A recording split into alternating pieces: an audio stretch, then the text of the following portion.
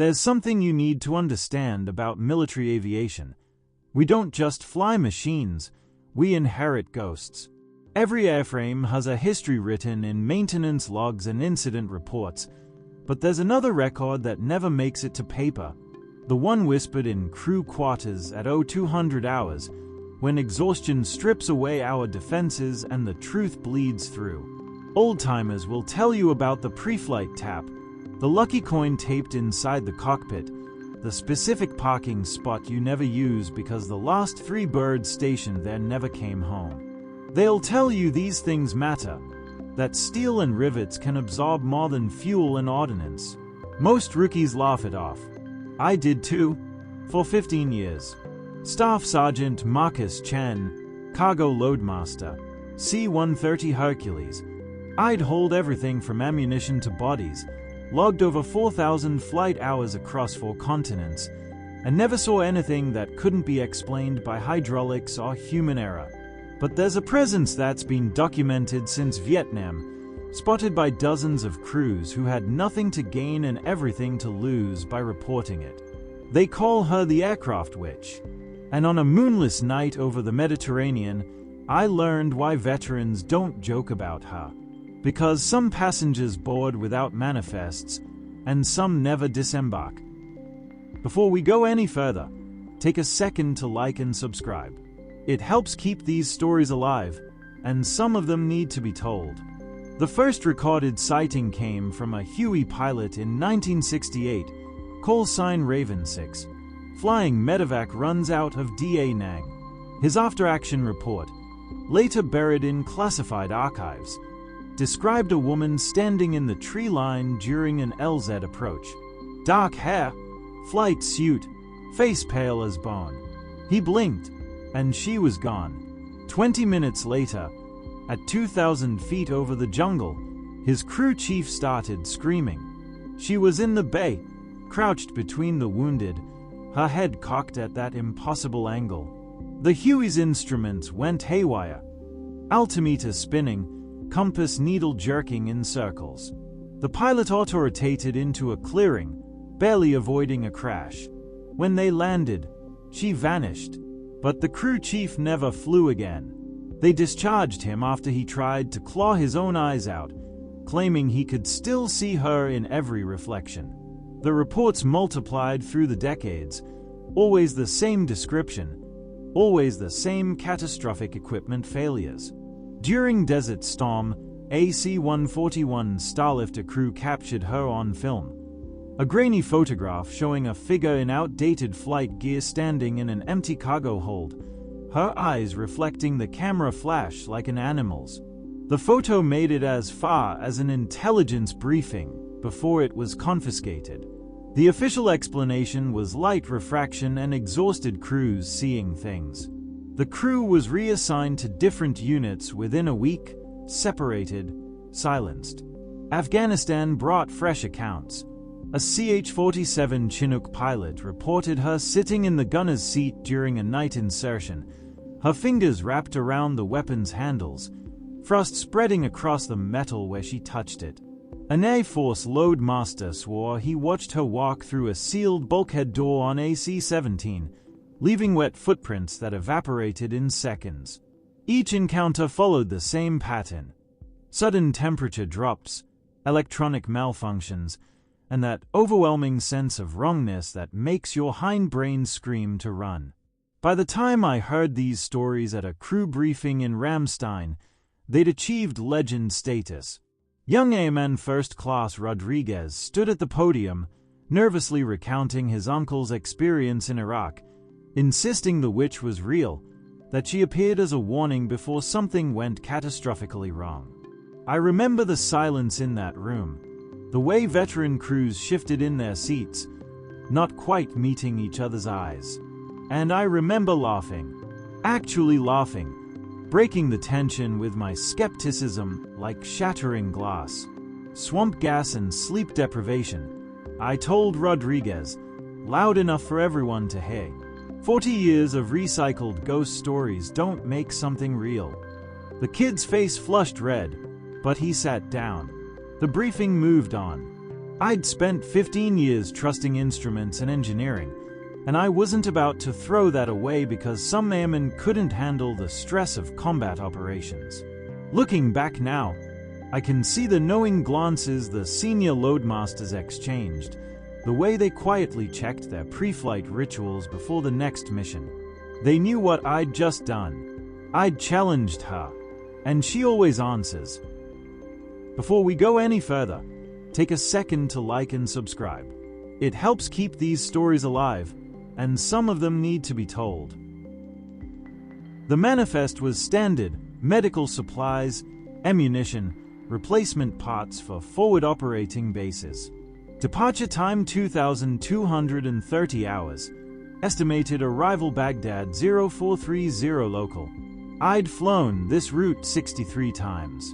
The C-130 was one of the newer birds, tail number 7743, maintenance record spotless.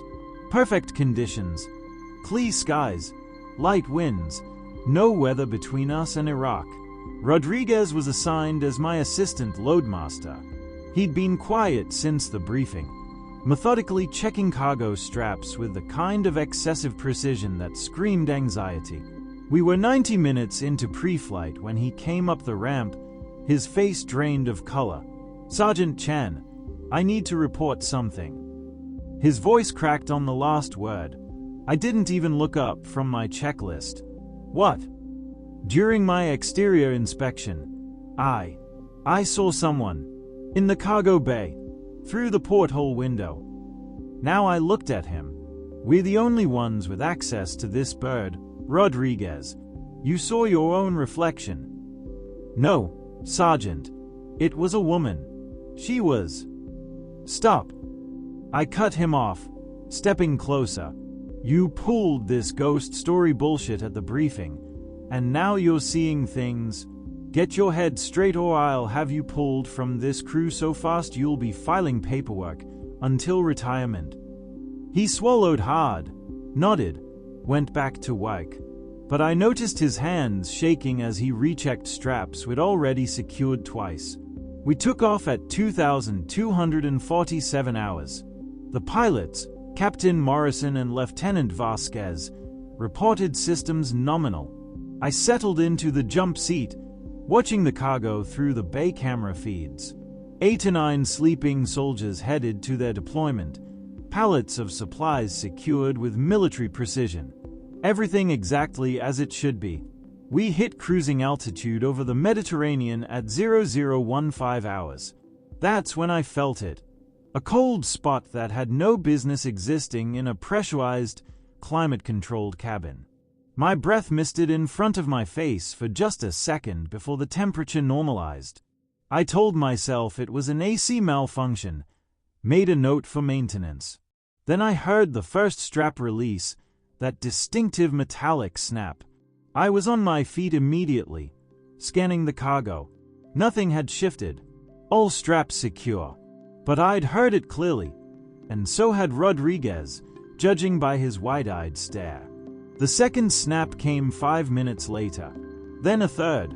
I grabbed the camera controls, cycling through different angles. The bay looked normal until camera 3 glitched. One frame of static, then clear, then another frame where something dark moved between the pallets. Too tall to be a soldier, too still to be human. "Sergeant." Rodriguez's voice was barely a whisper. "Camera 5. I switched feeds. The lower deck camera showed the aft section in emergency lighting. 4-3 frames. She was there, standing at the base of the loading ramp stairs, her flight suit from another decade, her head tilted wrong. Then static. Then empty deck. My mouth went dry. The temperature dropped again, and this time it didn't come back.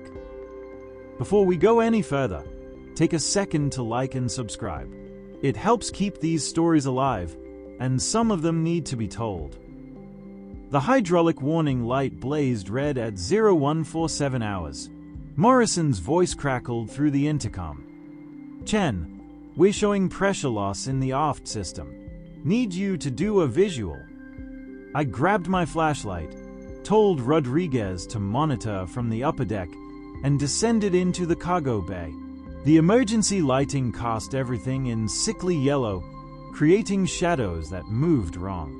8 or 9 soldiers slept in their jump seats, heads lolled forward, exhausted from their pre-deployment cycle. The pallets loomed like dark monuments. I was halfway to the aft bulkhead when I saw her. She stood at the base of the loading ramp stairs, exactly where she'd appeared on camera. But seeing her in person, God, nothing prepares you for that.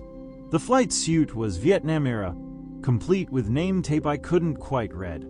Her hair hung in dark, wet strands across her face, and her neck, it bent at an angle that would have killed anyone living, her head tilted nearly horizontal, like she'd been hanged and the rope had never let go.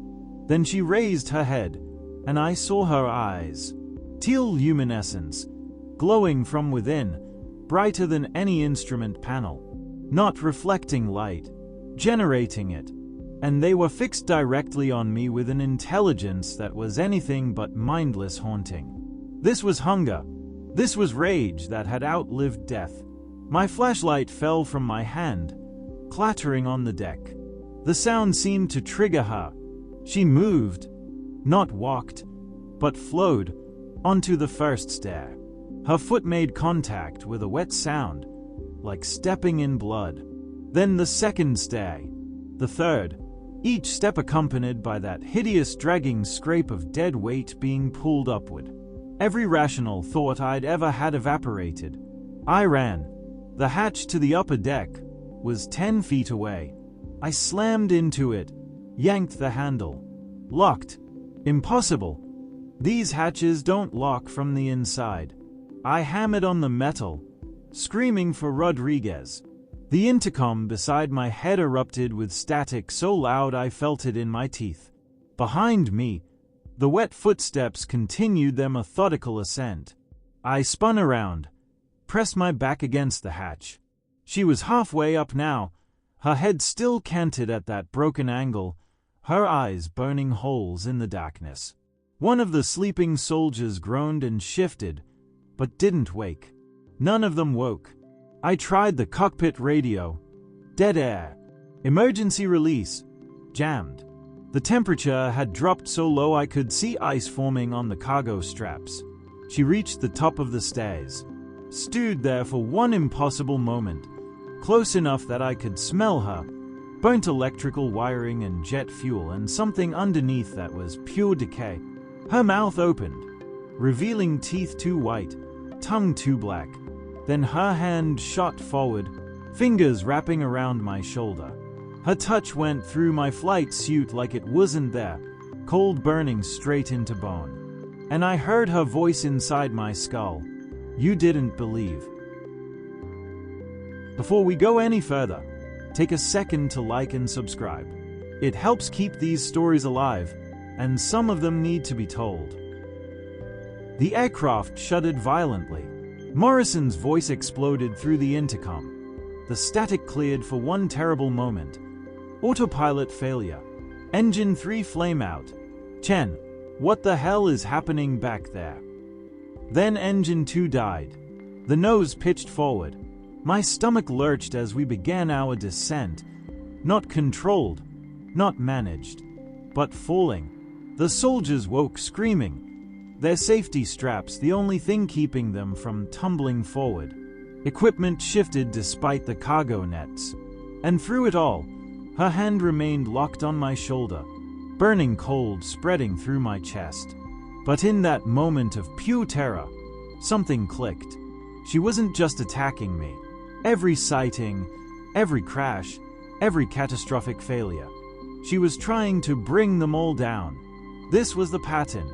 This was her purpose. What do you want? I screamed into her glowing eyes. Her grip tightened, and suddenly I wasn't in the C-130 anymore. I was in her memory, experiencing her death. November 7th, 1973.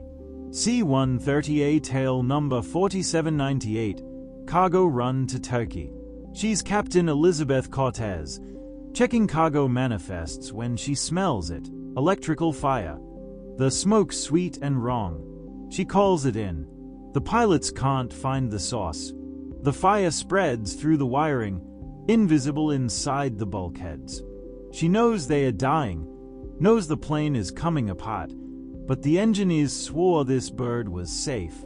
They signed off on faulty wiring to meet deployment quotas. She sees their faces in her final moments.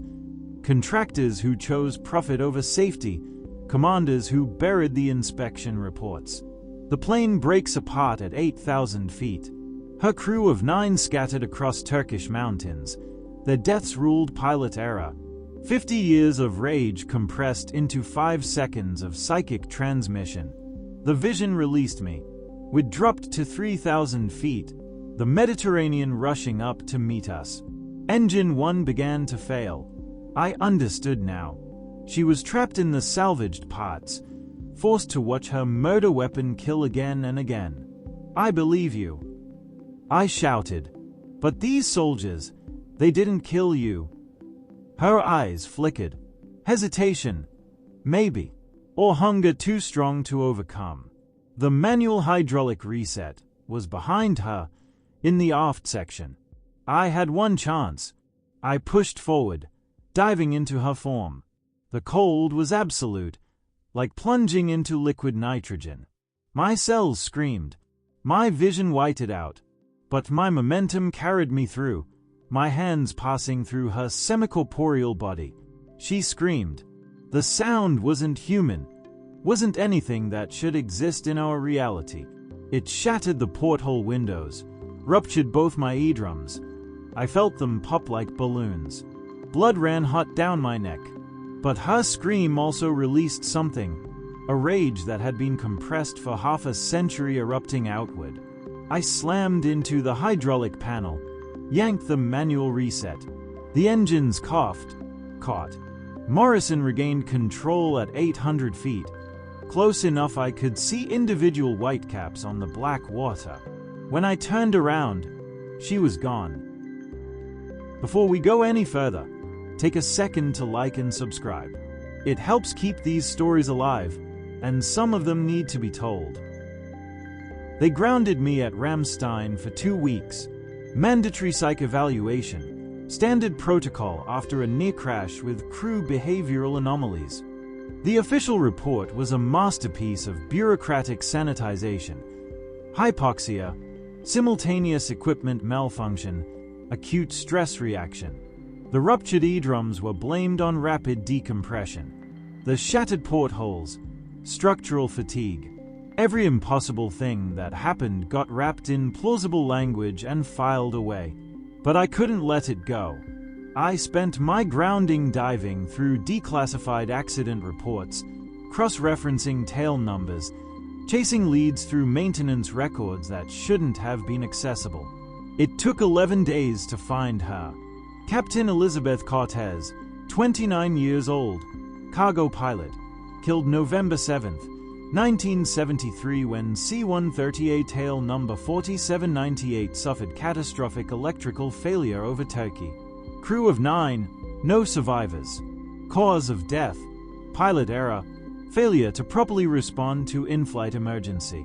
Case closed for 50 years. Except the case was never closed. Not really. I found the inspection reports buried in archived files. 3 separate contractors flagging faulty wiring in 4798's cargo bay electrical system. All 3 reports marked non-critical by acquisition officers under pressure to meet deployment schedules. The plane flew anyway. 9 people died. And the Air Force, to avoid the scandal and lawsuits, ruled it pilot error and moved on. But here's what made my blood run cold. Tail number 4798 was never fully scrapped. Salvageable parts were recycled into the fleet, standard procedure for crash recovery. Hydraulic components, avionics, structural elements, all redistributed across dozens of aircraft over 5 decades. I cross-referenced the parts manifest with accident reports. Every single aircraft that received components from 4798 experienced unexplained malfunctions. 7 crashed. 43 personnel killed. Our bird, 7743, had received her salvaged auxiliary power unit in 2019. I'm back on flight status now, though I'll never hear normally again. The tinnitus is permanent, a high whine that reminds me every second that some things can't be rationalized away. They assigned me to new Airmen orientation last week. Probably figured I was too damaged for flight crews but too experienced to discharge. I stood in front of 20 rookies, fresh-faced kids who still believed in regulations and maintenance schedules, and I told them about Captain Elizabeth Cortez. Not the official version. The truth. If you see her on your pre-flight, I said, watching their expressions shift from skepticism to uncertainty, ground the bird immediately. Every time someone ignored her warning, people died. She's not trying to hurt us. She's trying to save us from flying her grave. Rodriguez was in that class. When I finished, he nodded once, understanding passing between us. This morning I walked the flight line before dawn, checking my new aircraft. Out of habit, I tapped the fuselage 3 times. Once for luck, once for the crew, once for her. Safe skies, Captain, I whispered to the cold metal. The tradition continues. We carry our ghosts. And sometimes, if we're wise enough to listen, they carry us home. Thank you for watching. Please like, comment, and subscribe for more real-life stories.